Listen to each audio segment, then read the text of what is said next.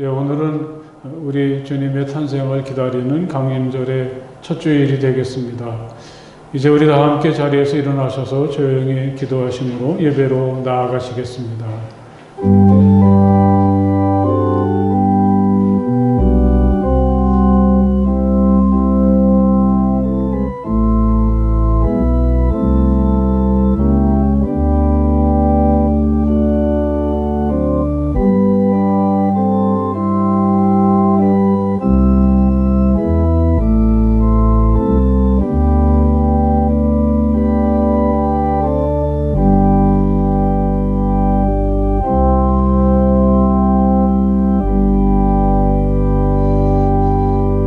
만군의 주님, 주님이 계신 곳이 얼마나 사랑스러운지요.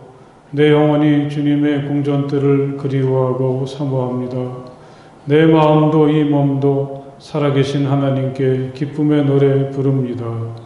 만군의 주님, 나의 왕, 나의 하나님, 참새도 주님의 제단 곁에서 제 집을 짓고 제비도 새끼칠 보금자리를 얻습니다. 주님의 집에 사는 사람은 복됩니다. 그들은 영원토록 주님을 찬양합니다. 아멘.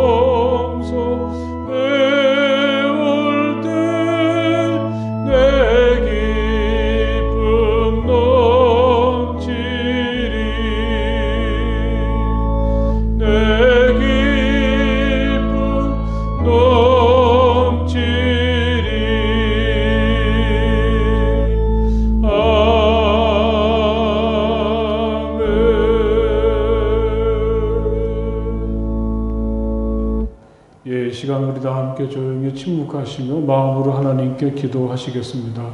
하나님, 제가 여기 있습니다. 따뜻한 사랑으로 저를 맞아주시고 또 제게 있는 모든 부끄러움과 허물들을 용서해 주시며 저의 아픔과 상처를 치유해 주시고 저를 회복시켜 주시기 원합니다. 조용히 침묵하시며 마음으로 하나님께 기도하시겠습니다.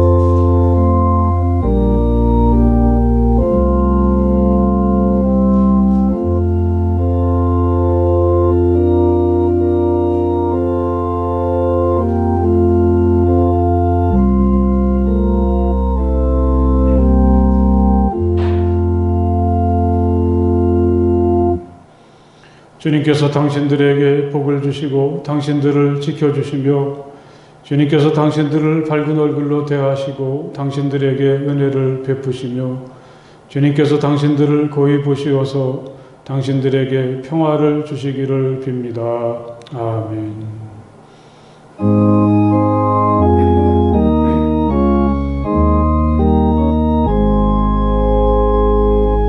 만복의 근원 하나님, 온 백성 찬송 드리고 저 천사여 찬송하세. 찬송 성부 성자 성령.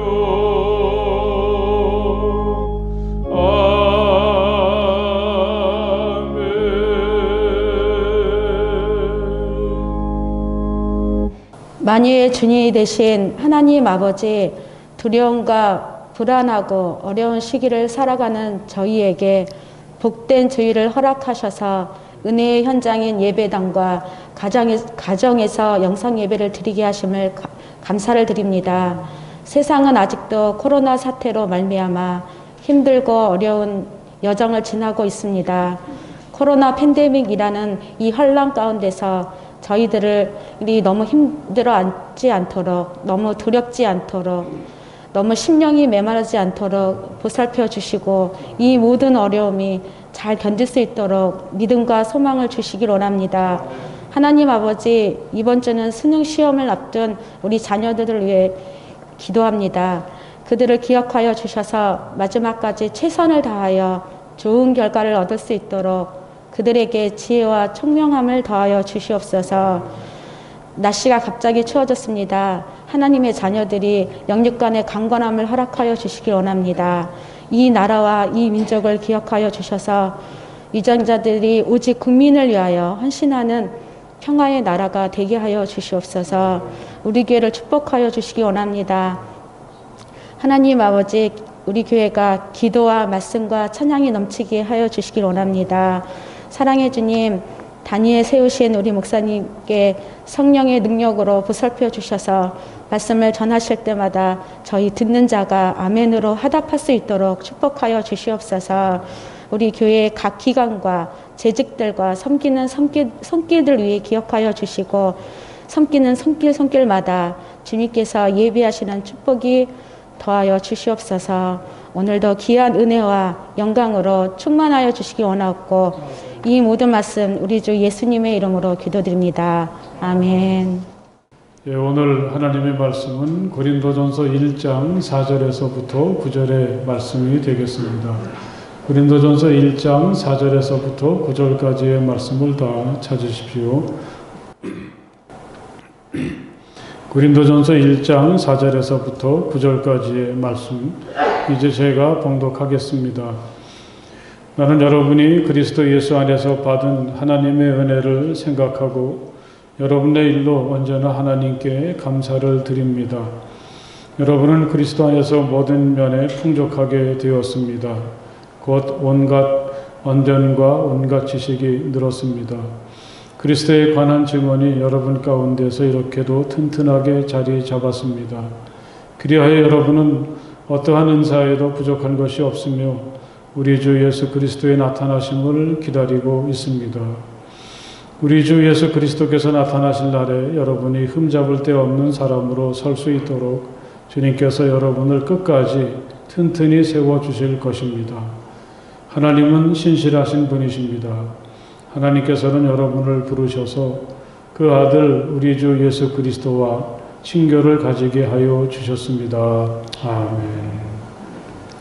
이 쌀쌀해진 이 주일 아침에 이 성전에 나와서 또는 여러분들이 있는 곳에서 마음을 다해서 주님을 찬양하고 예배하는 여러분들을 주님의 사랑으로 환영하고 하나님께서 이 시간 우리 모두에게 하늘의 신비하신 은혜와 복을 충만히 내려주시기를 간절히 바랍니다.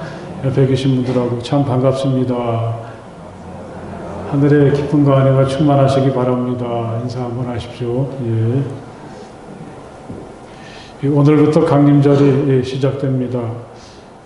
주님이 태어나신 성탄절에 이르는 넉주간을 우리는 강림절이라고 하죠.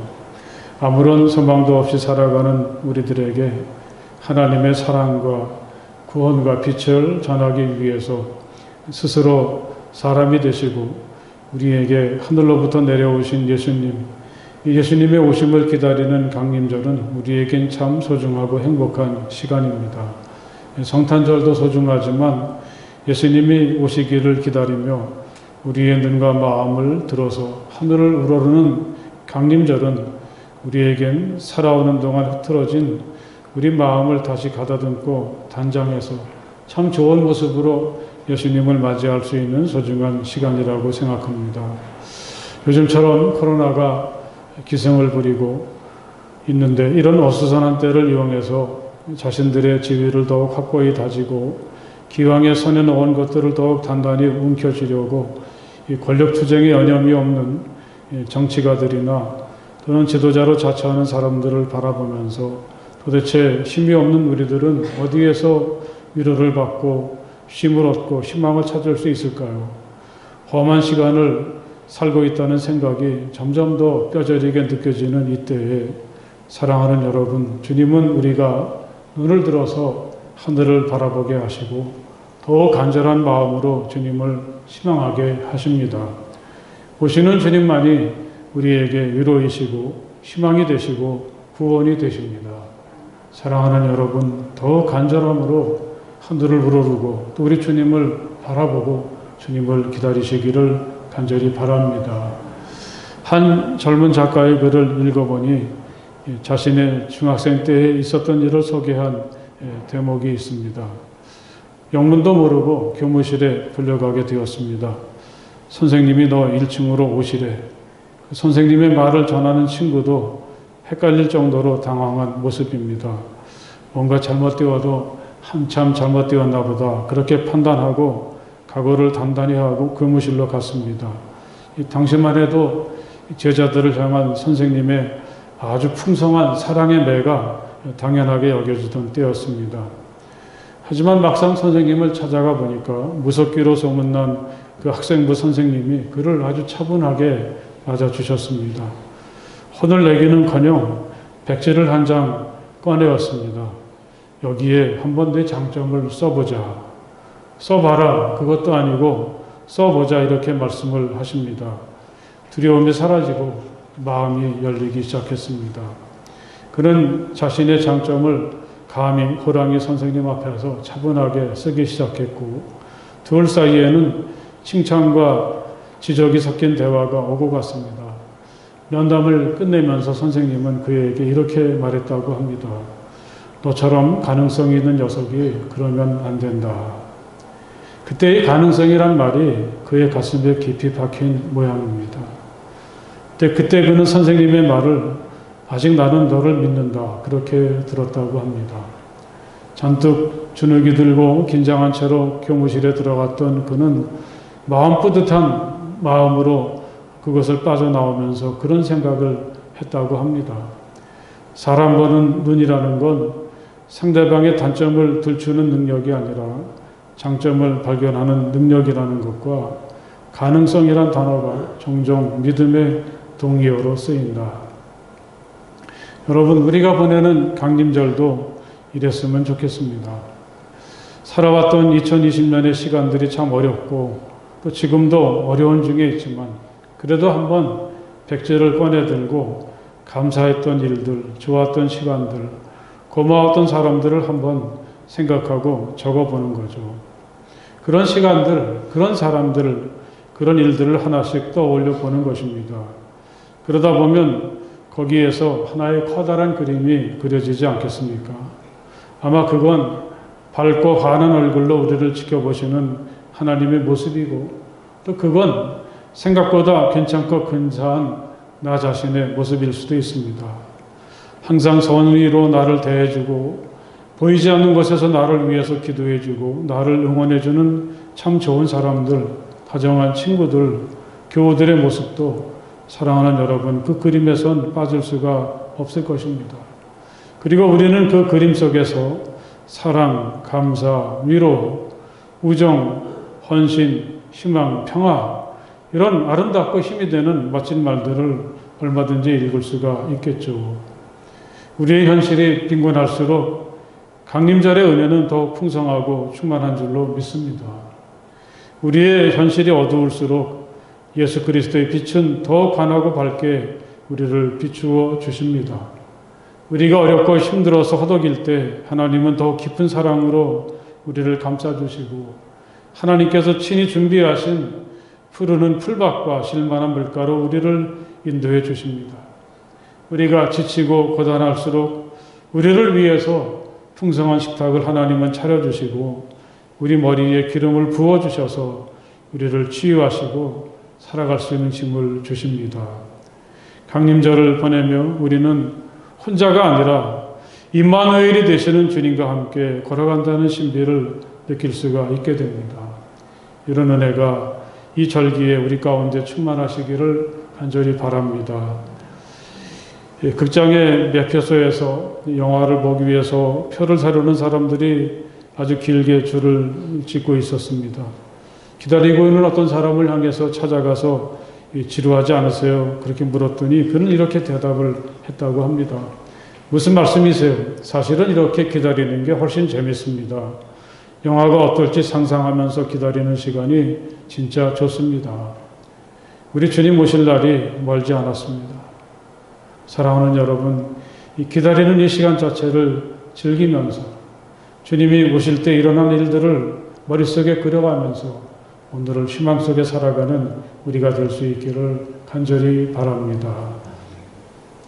오늘 우리가 읽은 말씀은 사도 바울이 고린도 교회를 향해서 보낸 편지의 서두입니다.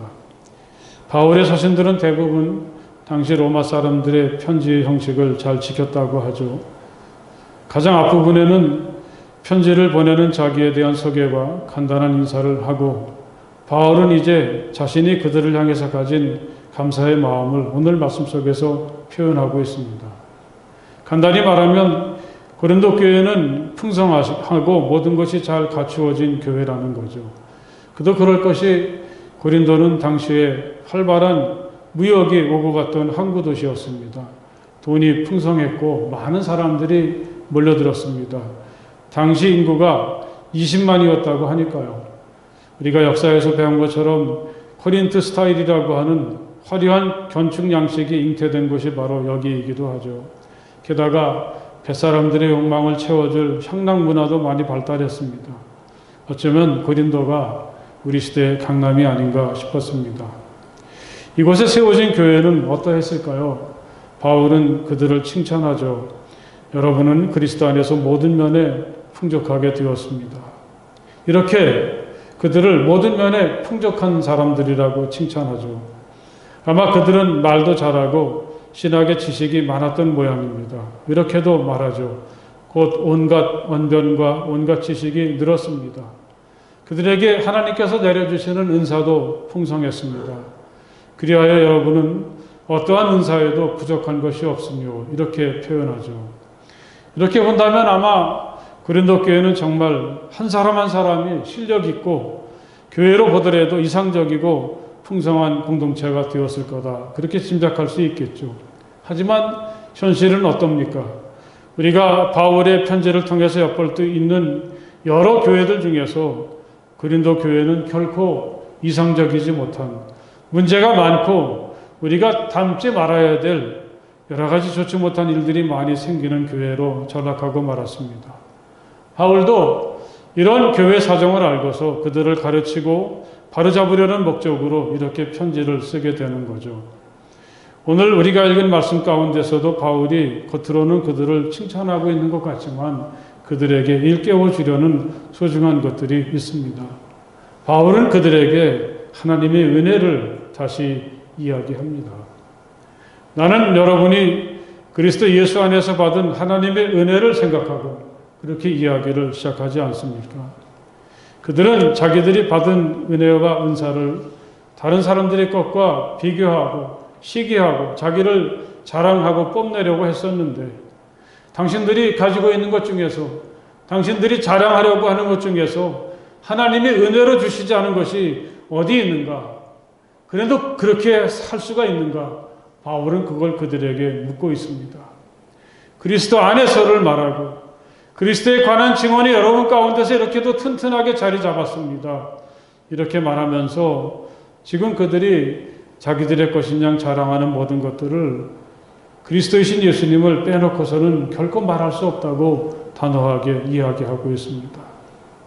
사랑하는 여러분, 우리는 다시 여기서부터 우리의 신앙의 여정을 시작해야 하겠습니다.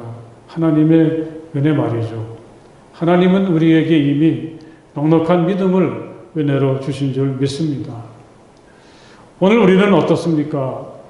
고린도 교인들을 바울이 평가하는 것보다 많이 부족하고 모자르지 않아 보입니까? 어떤 때 우리는 항상 처음인 것 같고 또 그날이 그날인 것 같습니다. 믿음에 대해서 말하려고 한다면 아는 것도 없고 말할 것은 더더욱 없는 것 같습니다. 은사가 뭐지? 하나님께서 나에게 주신 것은 정말 아무것도 없는 것 같죠. 어떤 때는 우리가 그런 생각을 하다 보면 내가 그래도 믿음 생활을 하고 있는 건가 스스로가 한심스럽게 여겨지기도 하죠. 하지만 여러분 다시 생각해 보십시오. 정말 그렇습니까? 우리가 제자들에게도 그런 안타까움이 있었던 모양입니다. 난 믿음이 없어. 이렇게 예수를 오래 따라다녔는데도 그냥 그대로인 것 같아. 그런 마음 말이죠. 하루는 예수님에게 이렇게 요청을 했습니다. 우리에게 믿음을 더하여 주십시오. 믿음이 조금만 더 있다면 더 멋지게 살아갈 수 있을 것 같았습니다. 그런데 그때 주님은 너희에게 겨자씨 한 알만한 믿음이라도 있으면 이 뽕나무더러 뽑혀서 바다에 심어라 하면 그대로 될 것이다. 이렇게 주님은 대답하셨습니다. 도대체 주님은 무슨 생각을 가지고 계셨을까요? 적어도 예수님은 믿음이라는 건 결코 많고 적음의 문제는 아니라고 생각하신 것 같습니다. 중요한 것은 믿음이 많든지 적든지 내가 믿는 대로 실천하고 살아가는 일이라고 주님은 생각하신 것 같습니다. 여러분 그렇지 않습니까? 공부하는 것과 살아가는 건 달라도 많이 다른 것 같습니다. 교실에서 공부를 잘하고 아는 게 많다고 해서 그게 곧바로 현실의 삶으로 연결되는 것 같지는 않습니다. 내게 잠재된 재능이 많으면 뭐 하겠습니까? 그걸 잘 개발하고 다듬어서 행동으로 드러나게 될 때 그게 빛나고 가치 있는 게 아니겠습니까? 믿음이 좀 더 있었으면 좋겠다. 그런 우리들을 향해서 예수님은 겨자씨만한 믿음만 있어도 충분하다고 하시는 거죠. 고린도 교인들처럼 아는 게 없고 말을 잘 못하고 주어진 은사가 하나도 없어도 그건 별로 중요한 일은 아니라고 말씀하십니다. 일단 내가 믿는 대로 살아가려고 하는 것, 그게 중요하다는 사실입니다. 여러분 생각해 보십시오. 우리 중에 이 겨자씨만한 믿음이 없는 사람이 어디 있겠습니까? 오늘 우리가 이렇게 주님을 바라보고 또 주님께 희망을 품고 살아가고 있다는 게 우리가 믿음이 없는 게 아니라고 하는 것. 적어도 겨자씨만한 믿음은 누구나 다 가지고 있다는 것. 그런 나의 믿음이 있다는 것을 주님도 알아주신다는 것. 여러분 마음속 깊이 새기시기를 간절히 바랍니다. 믿음은 지식이 아니라 그렇게 살아가는 것입니다. 저 사람이 나보다 믿음이 좋아. 저 사람은 믿음이 없어. 그렇게 평가하고 비교할 일은 아닙니다. 저 사람은 말도 잘하고 아는 게 많은 것 같아. 믿음이 좋아. 저 사람은 하나님께서 주신 은사가 다양한 것 같은데 난 하나도 없어. 믿음은 결코 이런 게 아니라는 거죠. 고린도 교회가 이러다가 잘못되고 말았습니다. 우리가 살아가고 우리가 누리는 모든 것이 다 하나님의 은혜인 것이고 예수 그리스도를 통해서 누리게 되는 것인데 그걸 마치 자랑거리인 양 남을 경솔하게 평가하고 자기를 높이는 기회로 삼고 말았습니다. 사랑하는 여러분, 하나님께서 이러라고 우리에게 믿음을 주시고 은혜를 내려주신 것은 아닙니다. 이 예수님의 말씀을 빌자면 믿음이란 내 앞에 심겨진 뽕나무를 바다로 옮겨 심는 것이다. 그렇게 말할 수가 있겠습니다. 우리는 여기서 변화, 개혁, 행동, 헌신, 새로움, 모험, 낯선 삶을 향한 출발, 그런 생각을 예수님의 말씀을 통해서 읽을 수가 있죠. 여러분 다시 한번 그 주님의 말씀을 생각해 보십시오. 너희에게 겨자씨 한 알만한 믿음이라도 있으면 이 뽕나무더러 뽑혀서 바다에 심기어라 하면 그대로 될 것이다. 여러분 누가 뽕나무를 뽑아다가 바다에 옮겨 심을 생각을 할 수가 있겠습니까? 예수님은 이게 믿음이라고 말씀을 하십니다. 올 프로야구에서 그 NC가 우승을 하지 않았습니까? 그러면서 이제 그 택진이 형이 관심의 대상이 한동안 되었죠. 9년 전에 팀을 시작할 때 네가 재벌도 아니고 돈도 없는데 어쩌자고 그러냐 그런 말을 많이 들었다고 합니다. 자갈밭에서 돌멩이 주워가면서 프로의 커리어를 시작했던 선수들이 마침내 우승을 했습니다. 우승 세레머니도 참 독특했죠. 우승을 한 다음 날엔 이 택진이 형은 고 최동원 선수를 찾아갔다고 합니다. 어린 시절 자신의 우상이었던 그에게 우승컵을 바치는 게 꿈이었다고 합니다. 여러분, 이런 순간들이 하나의 그림으로 연결될 때 제게는 상상력, 가능성 그런 말들이 떠올랐습니다.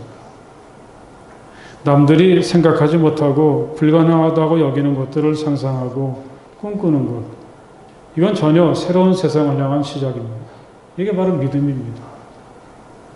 여러분, 자부심을 가지십시오. 겨자씨, 예수님이 지적하신 겨자씨 믿음은 우린 누구나 다 가지고 있습니다. 여기 그런 믿음 없는 사람은 단 한 사람도 없습니다. 중요한 것은 그 믿음이 나의 삶에 지금 어떤 영향을 끼치고 있는가, 여기에 있다고 저는 생각합니다. 제가 그 산티아고를 걸을 때 보면은 자전거를 타고 가는 사람들이 참 많이 있었습니다. 옆에서 그냥 나는 그냥 힘들어서 죽겠다고 걸어가고 있는데 자전거를 타고 휙휙 지나가는 사람들 보면 참 부럽기도 합니다. 그들은 걷는 것보다 2배, 3배를 더 많이 가더라고요. 그런데 그 자전거를 타는 사람들 중에 한 부부가 있는데 자주 마주쳤습니다. 그 부부들에겐 자전거가 짐이더라고요. 이 부인이 자전거에 서툴었는지 조금만 높아도 경사가 져도 끌고 가고 내리막이 조금만 심해도 무서워서 그런지 거기서도 자전거를 끌고 내려가더라고요. 제가 그 사람들 보면서 딱 해서 저렇게 하려면 뭐하러 자전거를 타고 다니나 차라리 걷지 그런 생각이 들었습니다. 여러분, 우리 믿음이 혹시 그렇지 않습니까? 우리 믿음은 우리를 제한하고 억압하고 겁주고 나를 다른 사람과 비교하고 경쟁하고 그러려고 주님께서 우리에게 믿음을 주신 것은 아닙니다. 아무리 작은 믿음만 있어도 믿음은 우리를 날아오르게 하고 자유롭게 합니다. 꿈꾸게 하고 상상하게 합니다. 아무리 어려운 조건 속에서도 견딜 수 있는 것도 믿음이 있어서 할 수 있는 일입니다. 믿음이 있을 때 그 믿음이 우리에게도 그런 일을 하게 하는 거죠. 뽕나무를 바다로 옮겨 심는 그 말도 안 되고 불가능한 일을 할 수 있는 게 바로 그것이 믿음이 가진 힘입니다. 여러분, 절대로 그렇게 생각하지 마십시오. 난 믿음이 부족해. 난 여건이 좋지 않아. 그건 하나님을 믿는 우리에겐 결코 어울리지 않는 생각이죠.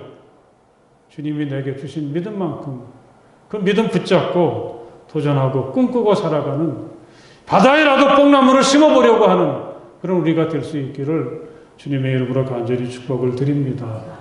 이게 바로 하나님께서 우리에게 베풀어 주시는 놀라운 은혜인 줄 믿습니다.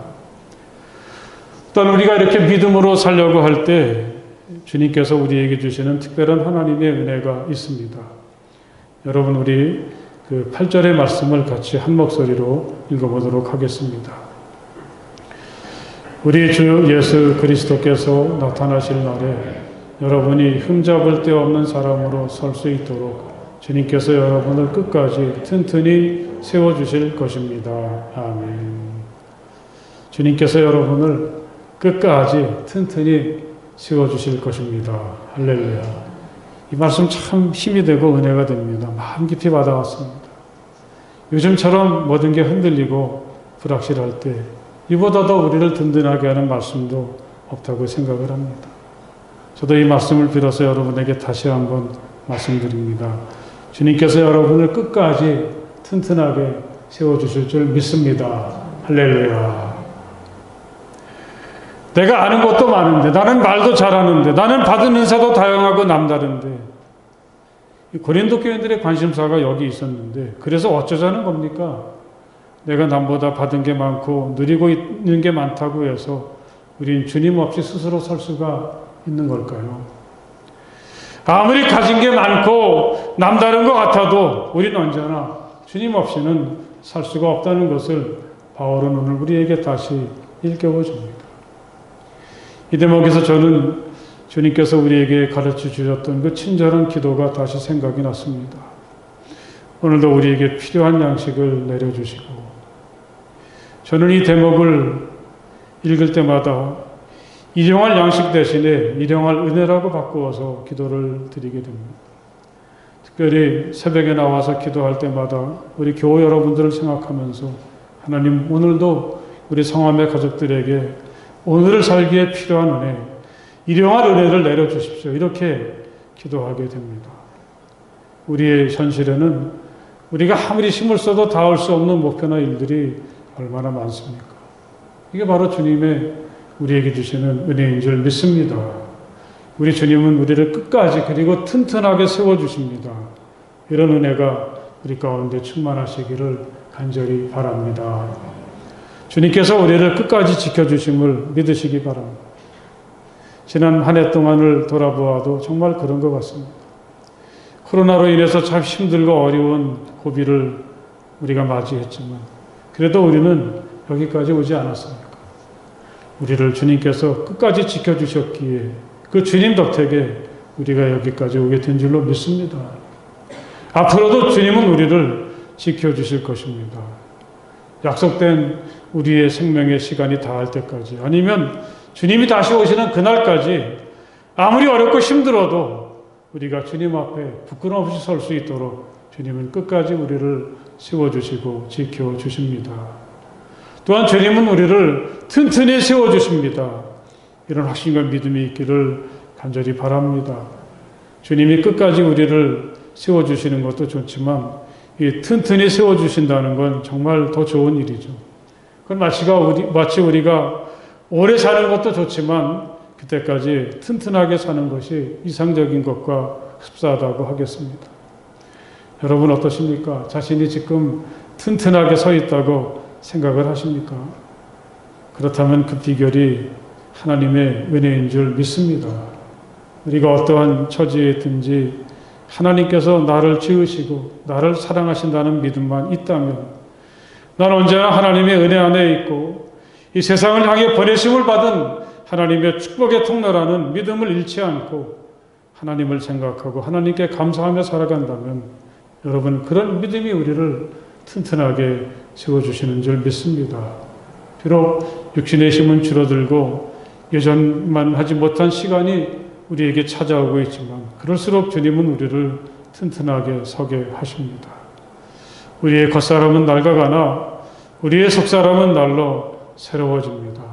사도 바울은 이렇게 자신을 날이 갈수록 튼튼히 세워주시는 주님의 은혜를 고백했습니다. 여러분, 우리 9절의 말씀도 함께 읽어보도록 하겠습니다. 하나님은 신실하신 분이십니다. 하나님께서는 여러분을 부르셔서 그 아들 우리 주 예수 그리스도와 친교를 가지게 하여 주셨습니다. 아멘.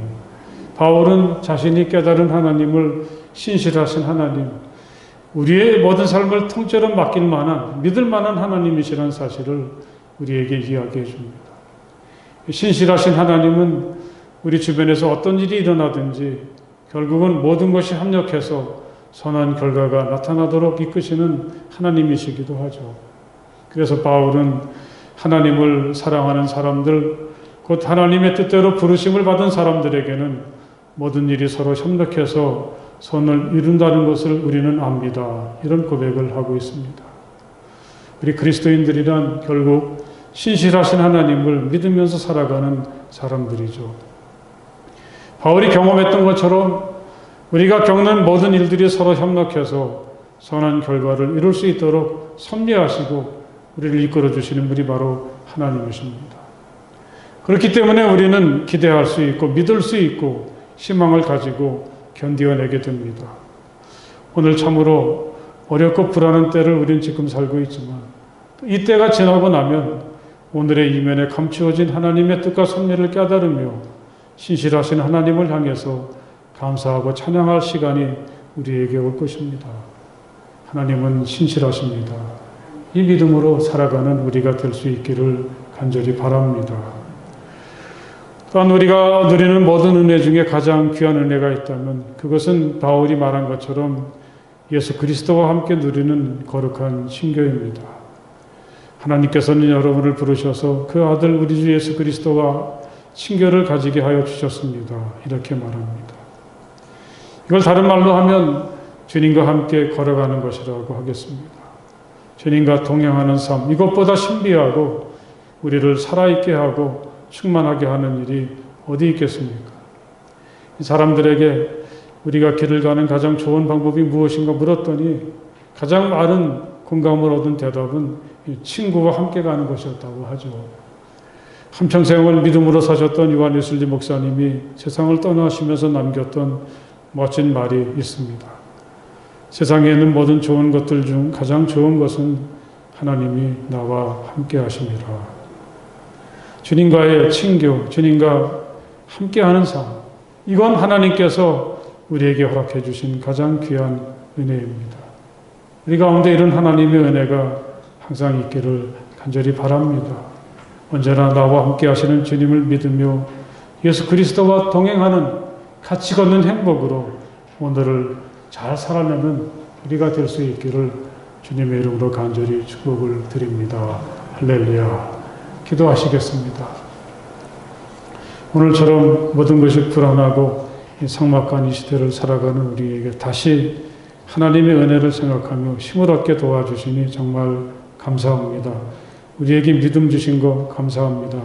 믿음 적다고 탓하지 말고 용기 있고 담대하게 믿은 대로 살아가는 우리가 될 수 있도록 도와주시옵소서. 우리를 끝까지 튼튼하게 세워주시는 주님의 손길에 의지하며 항상 주님과의 거룩한 사귐 속에 누구도 누리지 못하는 기쁨과 행복을 누리며 살아가는 우리 모두가 될 수 있도록 은혜 내려 주시옵소서. 우린 항상 하나님의 은혜로만 살아갑니다. 예수님 이름으로 간절히 기도드렸사옵나이다. 아멘.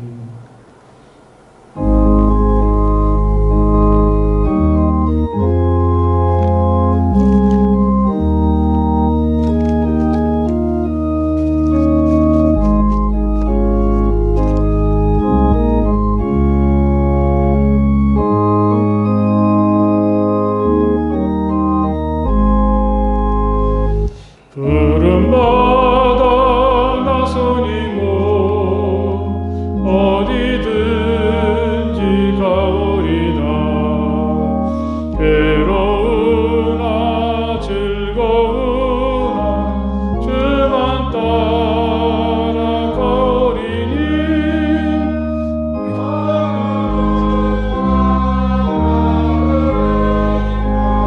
죽음인들 막으리까 막으리까 죽음인들 막으리까 악을 골자 인들에도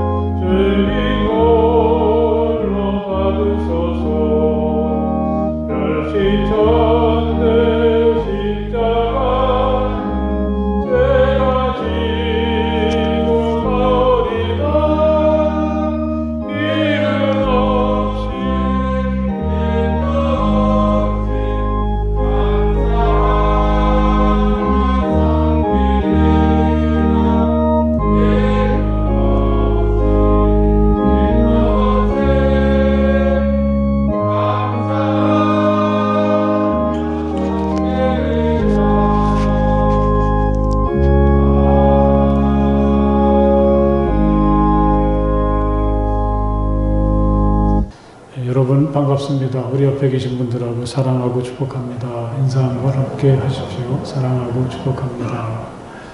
예, 광고 말씀 잘 보시고 그렇게 하셨으면 좋겠습니다. 오늘은 이번 목요일 날 대입 수능 시험이 있어서 우리 대입 수험생들을 위한 기도회를 공동 예배가 끝나고 11시 예배가 끝난 다음에 교육관에서 모일 예정입니다. 우리 교우 과정에서 5명이 이번에 학교의 대학의 문을 두드리는데 좋은 결과가 나올 수 있도록 기도해 주시고 격려해 주시기를 부탁을 드립니다. 또 당회를 코로나가 또 이렇게 심각해지면서 잘 치러낼 수 있을지 걱정은 되는데 어쨌든 12월 두 번째 주일에 모이려고 계획하고 있습니다. 만 18세 이상의 세례교인은 누구나 당회원이 된다는 거 기억하시고 잘 될 수 있도록 기도해 주시고 참여해 주시기 바랍니다. 12월이면 벌써 강림절에 접어들었고 크리스마스가 기다리고 있는데 우리 교회 학교에서는 아무래도 예년처럼 정상적으로 성탄절 발표를 한다든지 그런 일이 어려울 것 같고 또 어쩌면은 한 자리에 모이기도 힘들 것 같아서 오랫동안 기도하고 계획한 끝에 12월 20일 날 주일날 크리스마스 행사를 계획하고 있는데 20일 날 그 행사는 주일 오후에 우리 어린이들이나 학생들의 가정을 교사들이 또 정성껏 준비한 선물을 들고 찾아가는 크리스마스입니다.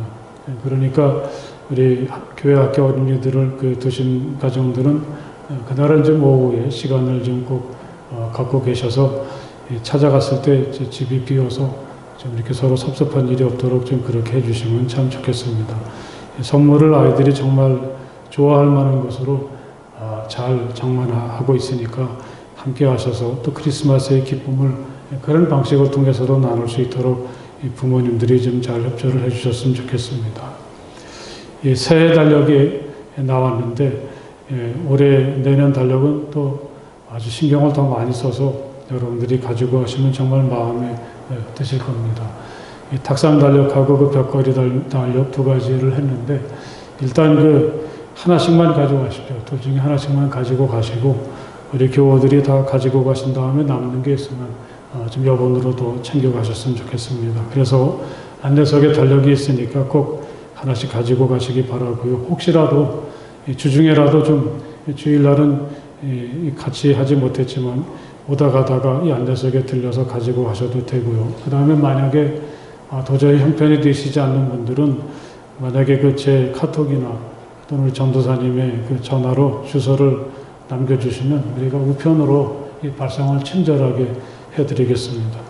그런 방법을 통해서라도 좀 우리 교우들하고 소통하기 원하는데, 그래서 오시기 힘든 분들은 이 달력이 다 없어지기 전에 좀 우편으로 신청을 해주시면, 주소를 남겨주시면 저희들이 이 연락을 해서 그 우편으로 발송을 해드리도록 하겠습니다.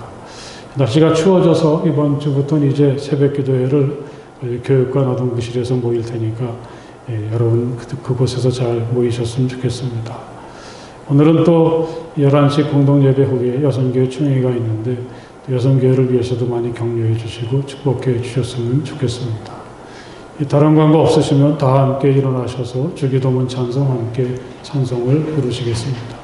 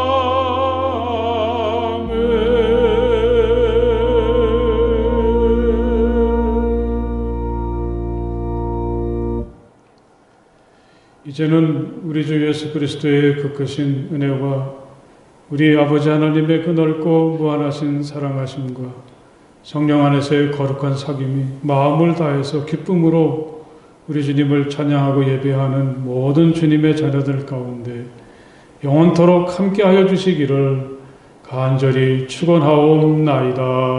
아멘.